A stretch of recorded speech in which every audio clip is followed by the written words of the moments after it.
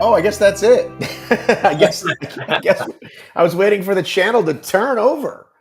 Welcome, everybody.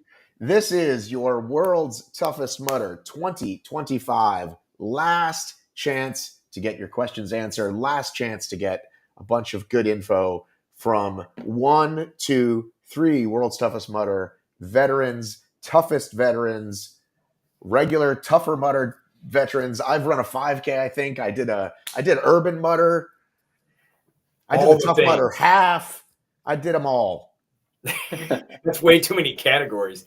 Oh, Jason, listen. We've been through it. We've been through the ups and the downs. But you know what we haven't been to? We haven't been to a Summer World's Toughest, and we haven't been to a United Kingdom World's Toughest. So we brought our expert on, Will Chung. Will sent me what looked kind of like, I think, how they might have planned how they shot JFK with circles and arrows. But I don't know if I want to share that with you guys. So maybe we can just sort of discuss it. The wonderful community doing its magic, putting the puzzle pieces together. I have a puzzle piece, but as the click masters say, the what do you call it? The clickbaiters say, you gotta wait till the end. Oh man. Maybe not the end. Maybe not the end, but at least a few minutes. At least we gotta tease them a little bit, right? We can't just we don't put out on the first date. Gotta have some foreplay. That's right. We can't put out within 5 minutes the first date. Buy us a coffee at least. Jesus Christ. We will take your questions and your comments. Where's the chat? Okay, the chat's open. We're taking calls. Listen, it's the middle of the day here in America. It's 4:30 p.m. half full over in the UK. I know it's a surprise live, but I guess the first question is, Jason, have you been looking? Have you been paying attention to these map reveals? Well, I took a serious look at the map once you told me we were going to do this podcast. So I got back and started looking pretty hardcore. I was cross-referencing Will's map from the Midlands race last year with his video. And the course is actually, it looks like it's in a similar type format. Obviously, they're going to cut out some of the fluff. And some of the obstacles look like they could be in similar places. So, it's hopefully they mix them all up, make us do different things with that obstacle. But I think he's going to have a pretty good idea what this course looks like just from the fact he's done this before and what they've told us already. Yeah, Will. So Will told me off the record, he said, Matt, I know everything. I don't need no stinking puzzle pieces. So, Will, I guess we did this a few weeks ago, and you said, based on XYZ, like I said, Z, based on XYZ, I think this is where they're going to put these things. Mm-hmm. How right were you? And are you 90%, 100% on those things? Meaning, yeah, it looks like they're doing this based on what they've shared, but it could still be this if they've run us the other direction. The real question is, Will, is there going to be a slide? Well, that is the real question, and we might have to leave that till later on. But from what we talked about a couple of weeks ago, Matt, I was pretty much spot on. I think I said between 200, 400 meters. It came out at 200 meters, so that's the bottom. And then when I saw the 200 meters, I knew which bit they would cut out, and they have cut out that bit. So this route, for me, the UK mudders have a massive advantage, honestly. And I will almost be able to tell you where most of I sent you some stuff off the record, Matt, but I can pretty much tell you what obstacles are going to be where. Now they're going to mix a few up, and I do think they're really going to play with some of those things. But the course map, honestly, not really much of a surprise to me. But that means you guys will love it. That's what I'm getting at. It's not boring. Didn't we predict? But that's the thing. Didn't we predict that if they took it easy on us this last time, that they were going to give us more of a slog? But you're saying we got the bottom of the elevation piece, though. That's right. But if you look at it, 200 meters, that's 600 feet of elevation every lap. That's a lot more than last year, and probably. Oh, okay. You're right. I'm sorry. I'm thinking 200 feet. I forgot to convert. 200 meters, 600 foot. Will, how is that elevation gain spaced out? Because I know you said there's one big steep climb. Is that mostly in like one or two climbs, or is it gradual, and then there's a couple bigger climbs. Looking at the map, you've probably got 2 climbs. One at the very beginning. So if everyone looks at the map or what we've got between obstacle 1 and 2 to 3. Hang on, I can share. Why don't I go ahead and share the magic? I shared you a topographic map as well, Matt. Did you get that? I did, but I wanted to wait till you were on to explain to me how to walk through it because. Okay. All right. Okay. Hang on. Let's share this. Let's share what we know. Yeah. Sorry. This was put together by Joshua Watkins. Thank you, Joshua. Hang on. To switch to your Media, open the 3-dot media and click replace. Get out of here. Okay, so we can see. Let's go full map. Okay. So here we go. Speak to what you were discussing. Okay, so you've got your start, and 1, you can't see the puzzle piece. You can't see number 2, but you can just see the edge of it in the missing puzzle piece. So 1, 2 to 3, that's going to be an up and a downhill. But that's your first kind of bit of a climb. 3 to 4 is mostly a plateau, probably another little bit of a hill. So that side where you can see kind of the edge, that's all of a hill. You're then going downhill. Are you seeing my mouse, by the way? Can you see this? Yes. Yeah. So you're then going downhill from 4 to 5. Down here? 4, yeah. So 5, 6, 7, 8, 9, 10, 11, which is missing, but that's right on the edge of that kind of missing puzzle piece, and 12. All of that part is flat. So that's the valley part. And then from 12 to 15, you're on the side of a hill. So depending on how evil they can be, that you're basically running alongside of a hill. So your terrain may not be great, but going from 15 up to 16, that's your next big climb. It's not a steep climb, but it's quite a long climb. This is a climb? Yeah. So 16 is the top of that hill. So from 15 to 16, I think it's about 50 meters, I think. So what's that, 150, 200 foot of elevation? But it's quite a long climb. So they're only your biggest hills. So right at the beginning, right at the end, and the others are, let's say, lumpy. But the bit in the middle where you've got 5 to 10-ish, that's where you're going to find Block Nest. That's where you're going to find things like Funky Monkey. And right next to 10, which you can't see because of the missing puzzle piece, that is 11. That is going to be your Creek Crusade. That's going to be that swampy area, which may turn into a swim. They may take that out depending on the quality of the water, but that is definitely going to be a water crossing. Pish posh. Okay, so why don't we? Can we try to guess what these obstacles are? Will says he knows. Okay, so 1 and 2. Hang on. Let me get us out of here. Okay. So 1, Brexit barrier. That's clearly just a wall, right? Yeah. 2, Aristocat is what? That also used to be bail bonds, something like that. I saw bales on that one. So what would the cat be then in Aristocat? Couldn't it be like a Twinkle Toes or something like that? Who knows? I mean, a cat would be balancing obstacle. They've done that before, but they did it later in the race, didn't they? Thanks, Josh. Appreciate it, buddy. All right, Belvoir back door. No idea. No idea what that is. That sounds kind of kinky. I don't know if we need to know about that. Okay. Carry on climbing. I think that's going to be another wall, or it could possibly. Well, there was a wood carry obstacle in about that number. I don't know. I remember that one in Atlanta. Not Atlanta. Sorry. Where were we? Mid in the Midlands last year. There was a carry obstacle about that number but I don't know. It was like a wood carry obstacle. Is there any hydration water stops? There typically is at the halfway point. Yes, 2.5 miles. Yeah, usually. We haven't confirmed that. We haven't looked at the rules yet, but you'll certainly know. There'll be at least one. Yeah, they've never left us without any. But let's go back to Slytherin's Hole. What do we think that is? I think that's going to be like Birth Canal or something like that. Okay. Now let me ask you this: which way do they do Birth Canal typically in the UK? Because I've done it both ways. I've done it a long way, and then I've done it across. It's generally long with a hell of a lot of water. I've almost got stuck in Birth Canal. Oh, Costa, nice. Since I'm headed to the UK, how to drink Costa today and not Dunks. When do you leave? Tomorrow? I get on a plane tomorrow. Delta just sent me an email that said, "Would you like to pick your meal of our 2 crappy meals?" I had some chicken ball Thai curry thingy. Were you Delta?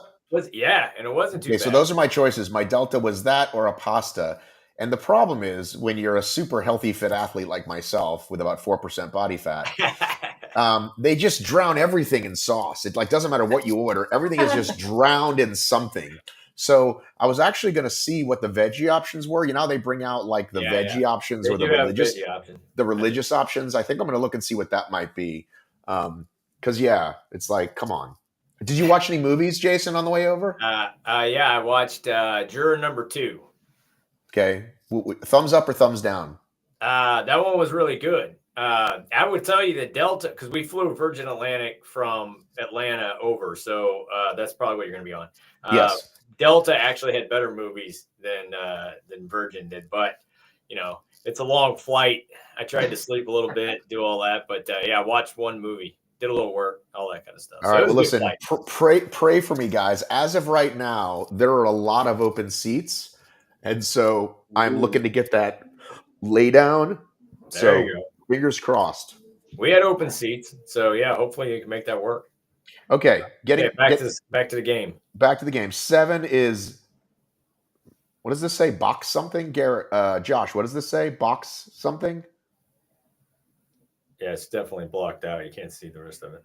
So what do you think it is? Box. By location, Will, what do you think? So, just going back to Quantum Leap, which is number 5, that sort of area is where Funky Monkey is, but Quantum Leap might be King of the Swingers. But then I also see 8, which is also, it says Swing Low, Sweet Chariot, which is a rugby song, by the way. If you guys don't know, it's very British. That could be King of the Swingers too. So you guys do Well Swung? Are you talking about Well Swung? You guys do the like baby version? How do you guys I don't think they're going to bring out big time King of the Swingers. You're not going to bring King of the Swingers, are we? Oh, they might do. You never know. But Well Swung is probably it. 6 and 7. So 5, 6, 7, and 8. That's generally where Block Ness is. So block. Possibly that it would make sense that it's there because that's. But we were also promised Spartan kit, so maybe it's the box. Yeah, I was trying to think of all the Spartan kits. The box. I haven't done that obstacle all that often, but that could be Spartan's box obstacle. So just going quickly back to number 4 because I don't think we covered that off. I did. You didn't answer me. I was asking you what you thought.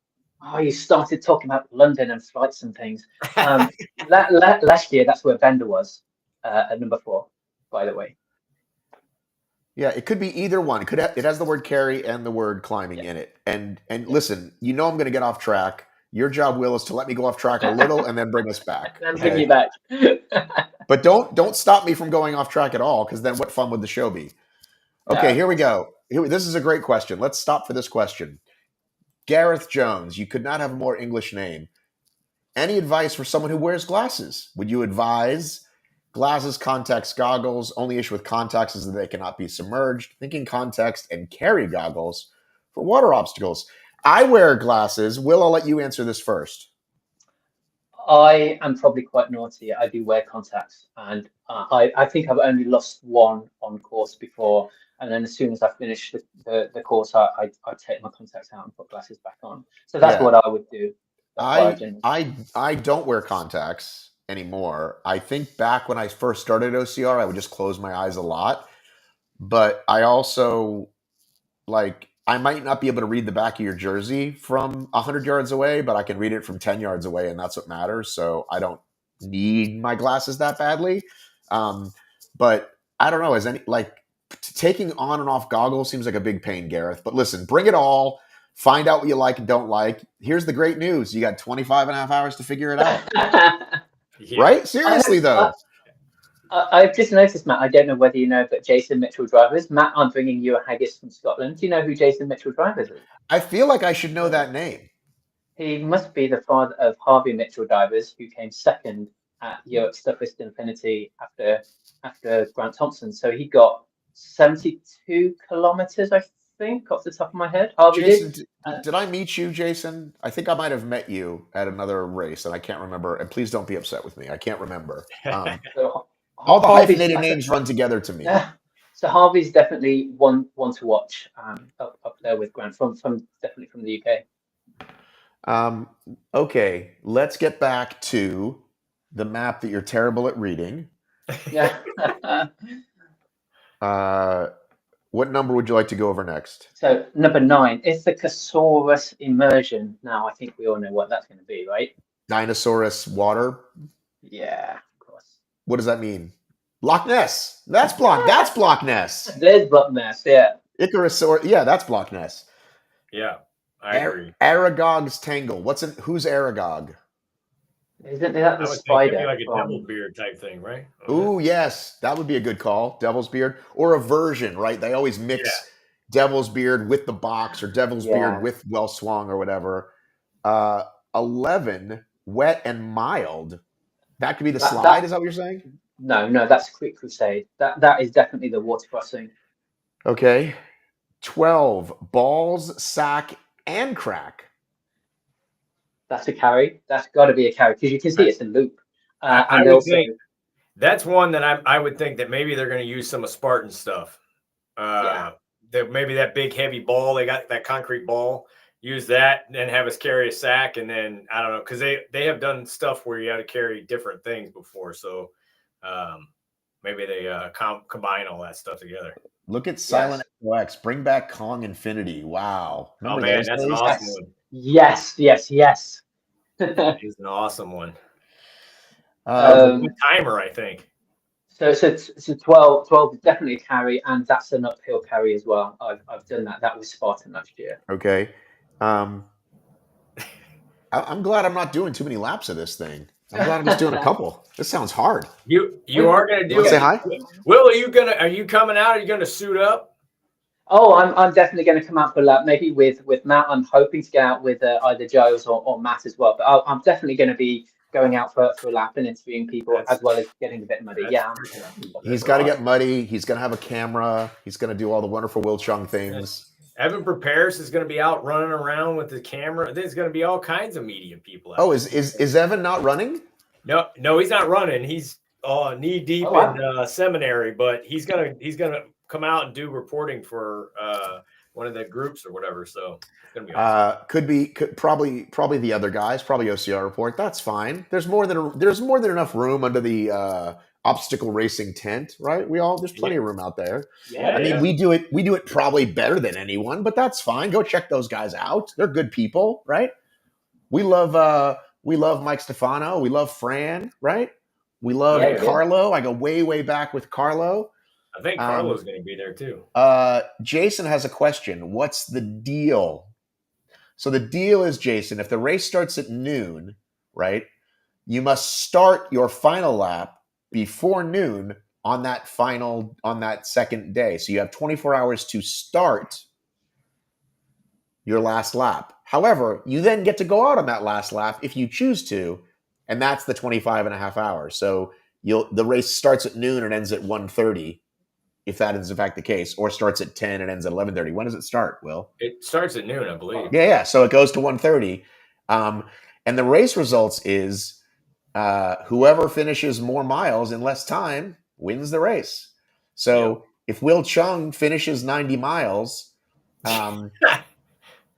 and Jason Rulo finishes 90 miles, but he finished it 10 minutes faster, he wins. Yep. So that's the 25 and a half hours explanation. You were shaking your head no, Will. Don't doubt me on this stuff. Oh, I thought you had to get out by 11 o'clock. I think it is 11 o'clock. But you've got to don't quote me on that 100%, but I think it is. I think it's. You have to start your last lap before 12. You have until that 24 hours to start the last lap. It's always been that way. I was going to say, I will bow down to your experience to this. How do you not know this, Jason? I Because they're always just giving you a massive buffer, but I thought it was 11. But it might, whatever. It doesn't matter. I mean, it does matter. But why would it be 11 when we've seen so many of these people go for the podium or go for that 100 or go for the 75 by just hauling ass right close to 12. The start line closes at 12. The finish line closes at 1:30. I stake my life on it. All right. I'm gonna trust you on that one. Or 13:30, I guess. I guess you're right, man. It just depends on how fast you can run it. Because I was thinking back, I'm like, okay, I've never started a lap that close to 12, but the reason is because I can't run that fast after. Exactly. That's the reason. Have we? The rules are the same as they've been. You're going to get a band once you pass 25, you're going to get a band every 5. Save up those bands and haul ass, and you can get that extra lap. Is this the only obstacles we've seen is up to 12? We don't know what 13, 14, 15, 16, and 17 are called? So I can take some guesses if you want. So just, I guess, to talk about the terrain between 12, 13, and 14 and 15 is relatively flat, but you're on the side of a hill. So you are kind of sideways running like that, if you guys can see. 13 is normally where skid marked is. Something like that, some form of wall. 14 is approximately where Everest is now. 13 and 14 might be the other way around. And again, this is just going back from what I've done at Village before. Why do we only have some of the names? I thought they released all the names. I don't know. Maybe it's just the way that we can't see them on the map. Did they list all the names? Josh, where are the rest of the names, Josh? Maybe there's more pieces at the bottom. No, I think on the rules they released all of the obstacle names, but they didn't have them. They weren't on the map yet. I think that's what happened. They released something. TMHQ released something that had all the obstacle names listed on it, but we didn't have any reference for it. Not found them yet. Hey Kevin, how you doing? 15 is generally where Arctic Enema has been placed previously. Okay. 15. Well, we know we assume they're going to end with EST and right. Well, they said only one electric obstacle, unless they do something like Electric Avenue or something. Are we sure they're going to use EST? It's got to be. It's like it's Tough Mudder in a nutshell. Is like why can I not think of the name of the? I hate when they do that muddy EST right before we go to the pit. That's always annoying. What's the name of the A-frame? I can't think of the name of it. Mudderhorn. Yeah, Mudderhorn and EST are now like the diagram of what, or the silhouette of what World's Toughest is. So that's definitely going to be 18 and 19. What's interesting? So from 15, you've got the little loop. That's a steep hill, and then you're right up to 16. That's a long hill. 16. What's been there before? Kevin might be able to help me out. There's been a Z wall up there previously. There's been, which we haven't seen on course. What's the thing with the water coming down and you climbing the net? That's sometimes been at the top. Water rushes down on your face as you're trying to climb the net. That's the it's the one from Willy Wonka. Augustus Gloop. Augustus Gloop, yeah. That we haven't seen that on UK course for a couple of years. So that. We had it when I did Yorkshire. I remember it very well. But that's a couple of years ago, Matt. Has it been that long? Yeah, because there's a story that we'll talk about some other time about Augustus Gloop. 17 is Mud Mile, so it's very, really interesting that I don't see a water crossing, although you might go into the water. But 17 is normally where Mud Mile is. It might be 15 or 17 might be Mud Mile, but that's where it looks like there could be a water crossing there. Let's see, what is it? Like right around 17. It looks like there's water there. I can't tell from that map. I think, Will, the fact that you know it so well and they know that the community does know it so well, I feel like they're going to mix it up a lot more than you're suggesting, especially with maybe some Spartan obstacles. Don't you think? I think so, but I'm just giving people, I know exactly, so 15 or 17 is Mud Mile because that's where it always is. They can't just move Mud Mile anywhere. And in the middle between kind of 5 to 9. That's a big flat area, and that is the only real places that you can get things like Block Ness. The rest, you're right, it could all be different, but I'm just giving you a bit of idea of where things are going to be. They got to be But able to get definitely, their kid in there. That's the key. right. Gareth wants to know if he can stay in his motorhome in the car park. They Right. have generally They have allowed camping. I don't know if that's considered the camping area or not. Check, that's in the rules for sure. The weekend thing, I know that's in there, right? Because they're selling it, right? We definitely have camping, and there's definitely an area for motorhomes and kind of the tent boxes and things like that. But it may not be the car park, but I think there is an allocated area for motorhomes. Yes. What does this mean, do you think? Course needs a gnome's touch. What do you think this means? No idea. It wants to put gnomes out on the course. That's I mean, I don't know. I think I thought this was like an English thing. Do you know what a gnome is? It's a little in America. They have a little yard gnome that they put out. Yeah. Okay. I didn't know whether that was an American thing as well, but I have no idea.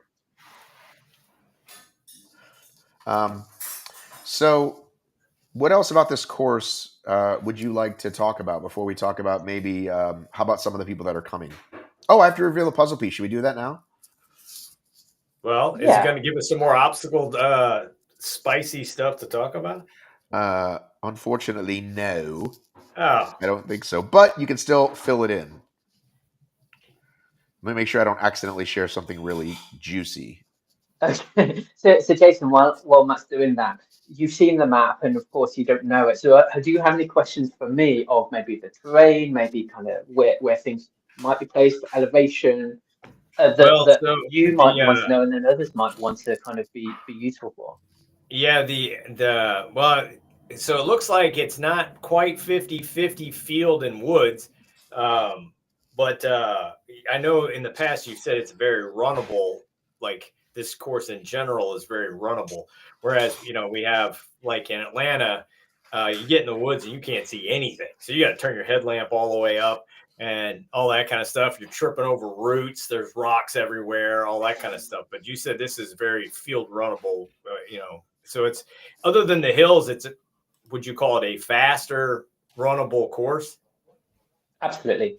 Okay. The only bit that you might have a little bit of trouble running is probably between 12 and 14, because that's not really a path, but the rest is kind of a gravel path or kind of a runnable trail. So this could be fast, and depending on how the weather's going to be, because I'm sure we'll talk about the weather, but I think we're going to get some good mileage here. Yeah. Well, the hills slow people down once they got a little bit of hills, but it's not 600 doesn't sound too bad. It's not like, but it is definitely more than 200 in Tampa. But they slowed us down with sand in Tampa. Did a little bit of that sand, what are they, a Tatooine walk thing they had us doing. So, oh my God, that was horrible. That was awful. Well, that was, but then they let us out of it halfway, come morning, they let us out of it. And, like, oh, you can use your band and skip the whole thing. They used to have a rule where you had to have the same distance. So you could skip an obstacle, but if the obstacle covered a certain distance, you had to cover that distance to make sure that you didn't short the course. So they changed that in the middle of the course last year. So I guess we'll see it looks like there's a loop back on one of the spots. Will, what's a tip? What do they typically put in that area? Oh, you talking about number 12? Yeah, that's a carry. That's definitely a carry. It's the carry. Okay. Yeah. All right, I've got the piece. Are you ready? Yeah. We are ready. All right.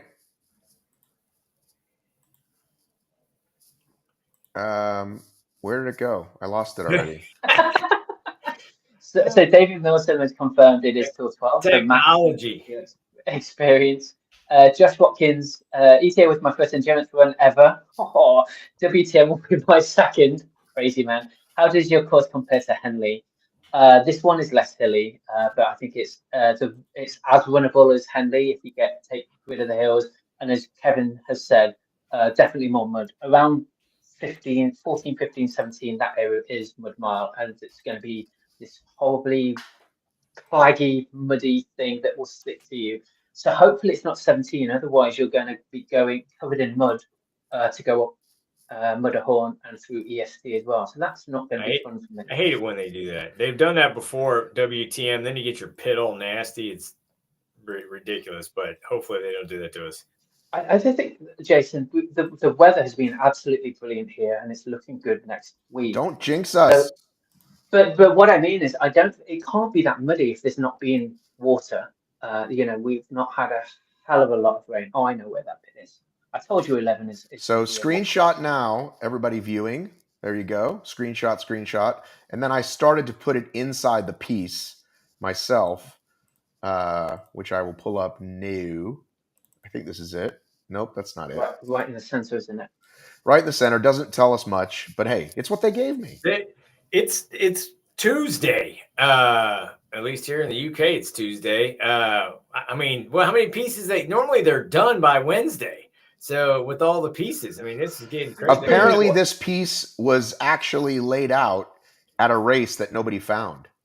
Oh, this was at. Was it in Scotland? There was a piece in Scotland. There was a race the race was. Hang on, I'm going to tell you where it was found. Spartan Tremblant. Wow. Wow. So getting tricky, these guys. So here's it. Here's the piece filled in with my amazing skills. I sort of jammed it in there. That's all right. I mean, Michael LeBaron used to do a thing where it's just like absolutely perfect, but jumbled up around in there. It's all good. Yeah, if I had more time. So anyway, what else about the course before we maybe talk about a few athletes, and then we'll get everybody on. I guess something that I mentioned before, and I will mention again, as you go running by 13, 14 late at night, that's where you'll hear the hounds. But it's also a great place if there's no clouds. You'll see the castle with the silhouette, the moon over the water between kind of 13, 14, 15 is an unbelievable sight either in the day or in the night. So please take your time. So will you come remind me and will you come get me and we'll go out at that time? Yeah, absolutely. We'll go. Is there some water we could perhaps skinny dip in and really just get the whole vibe? That'll be a definite sight out in there. Matt running around. The whole thing, no? It's a big lake there, so we'll be fine. We'll find some water. I mean, the puzzle piece that you've got, I think half of that puzzle piece was a lake anyway. So, all right. This statement made by Scott says they have updated satellite images, and you can see a few obstacles if you zoom in. The satellite image is not from today. They Googled satellite is like once every 3 years. They're using this, it's probably just Tough Mudder stuff that they leave there. Yeah, I don't know. I don't think it's currently this week. They don't leave anything there, Jason. They don't leave it there, but the picture could have been taken like at another race. Yeah. Yeah, when they were prepping it for another race. Everest has been at obstacle 16 before. He is right. It has been there before. Right, but the map. Oh, did you want to mess with that topographic map at all, Will? Will that help if I shared that now? No, I think we've talked about the hills. So basically, beginning and the end is where the hills are. In the middle is relatively flat. I think that's probably as simple as people need it to be. Yeah, you just need a general idea. Okay. All right, listen, I said we were going to talk about who's coming, but I think we should keep it short and make it about the race itself. So this is that. So listen, if you have questions after this, if you're watching this after the live thing, you can put them in the comments. However, probably most of them are going to be in the FAQ, so be sure to scour that FAQ first. Tough Mudder does put a lot of rules out. And I think the rules are out now, but do they release another one when it's the actual obstacles? No, I think they just go over that in that Mudder briefing thing the day before the race. They just go over, and they usually don't do a bang up job of explaining like obstacle rules, like how to perform this and that. Because I'd get out there and see people doing just the tip wrong. I'm like, what are you doing? You can't do it like that. they're grabbing the obstacle support and stuff like that. You're like, have you ever done one of these before? But anyway, any specific things that you know that people coming over from the States are going to need to know that's different, Will, that we didn't cover last time? I was trying to think of some obstacles that were, because some of the obstacles are slightly different the way you guys do them, and there may be things that we do need to know. But well, I'd like to say that having driven in England and knowing it's not simple, do what Jason did, which is what I did, which is train to Grantham, rent the car in Grantham rather than driving up. You think it's going to be easier to just rent it in London. It's not, I'm telling you, unless you've driven there a lot. So take the train. It's a couple hours maybe from the time you land to get up there. Yeah, max. If you buy the train tickets ahead of time, it's cheaper. If you buy them at the time, it's still not too bad. And do what I do. I put all my destinations into chat, and I say, give me my itinerary. And it's like, get off at King's Cross, do this, And I said, well, what if they gave me like a couple of options? And I said, well, I got a big bag. I'm going to be schlepping a big bag. What's the best? And it was like, oh, well, then you probably want to, do this and this instead of this and this. And let me tell you how happy the people were at rush hour when I was traveling with my massive bag through Piccadilly line from Heathrow all the way to King's Cross. And they're like looking at me like, these women are like, can I have that seat? And I'm like, well, if my bag wasn't there, I'd be sitting there. So I just put my bag there because it's easier to hold it up there. But anyway, it's like an hour, if you don't take the express, it's like an hour to here. And I think it's another hour 15 to take the regular train up from King's Cross. But yeah, it's definitely going to be much more simple for someone who's not used to driving on the wrong side of the road and car.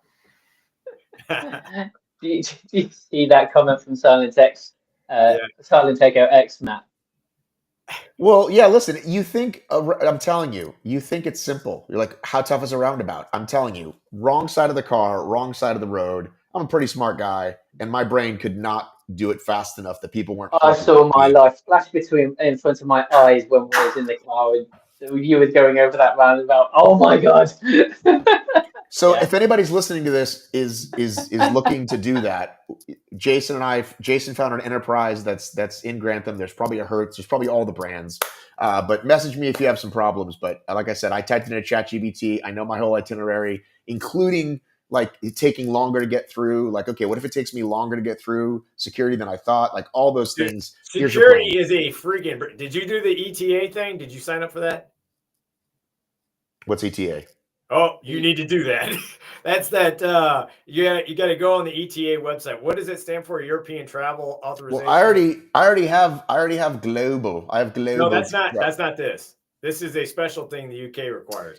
But it doesn't anymore if you have global, because again, I typed that in. I have global. I did the thing where you go down. Will would know better than me. I was just told you have to have this ETA verification thing.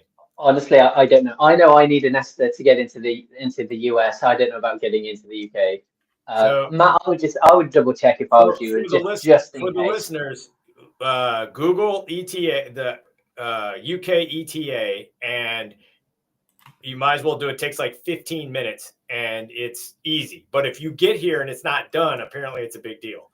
So literally, I just took my passport, put it on the machine, doors open, through. I didn't even talk to anybody. They went right. No, that's always how it is. That's always how it is. But there's no, but if you don't have that ETA, apparently it's a lot more complicated. Electronic travel authorization is what he's putting on here. If you don't have that, apparently they stop you and they pull you off and you have to do all right. Here's what it says. If you have a US passport with global entry, you can use the e-gates at Heathrow, no visa needed. You can now use e-gates automatically at UK as long as you're age 12 and above. Immigration usually takes 5 to 20 minutes. So I've walked through with no line even before I had global. It just depends how busy it is when you land. I'm just telling you, Matt, that as of January 6th, I believe this ETA thing was put into place. So it's a verification system. I would check it, Matt, because it's $20 to get in. Like we used to have to pay like 20 quid to get into the US. We now have a reciprocal thing. So it's worth looking at. It's worth just double checking because your global entry, I know what you're saying, but I don't think that's the same thing. Just worth double checking. Okay. In the UK, The ETA is a new requirement for travelers from certain countries. Costs £10, linked to your passport and valid for 2 years. Required before you board a flight to the UK if you're now from a country that falls from that system. US passport holders, no, do not have to do one, at least not yet. If you are a US citizen, you do not need an ETA to enter the UK in 2025. All right. So everybody else, make sure you got it. I did it, but it's Delta might ask me that for it anyway, though. I think Delta asks for me to put in my passport ahead of time, and my passport is tied to my global. Actually, you're right. They do that. They ask you if you have an ETA number already. They did ask me that when I was KTA, known traveler number, or KTN. I will say that that's what really matters. Once upon a time, you had to tell them where you were going. And that's all gone. You used to have to fill up a little. What's the reason for visiting and all that stuff? Well, I mean, they still ask you when you go through a lot of times. You see a real person. But I'm saying that you used to have to fill out a little form and you'd have to be like, oh, fuck, what's the address of my hotel? Google didn't exist yet. Anyway, I trust my friend Chat. You can do whatever you want. I triple check it sometimes and say, can you double check? And it'll say, oh, yes, that has changed, blah, blah, blah. I just thrown out the warning. I don't want anybody to get stuck at immigration getting chastised by the Brits. But yes, global entry is the way to go. Big time saver when you're coming back from America, especially. All right, let's end this one, guys. Thanks for coming on, and see you guys all in a couple days.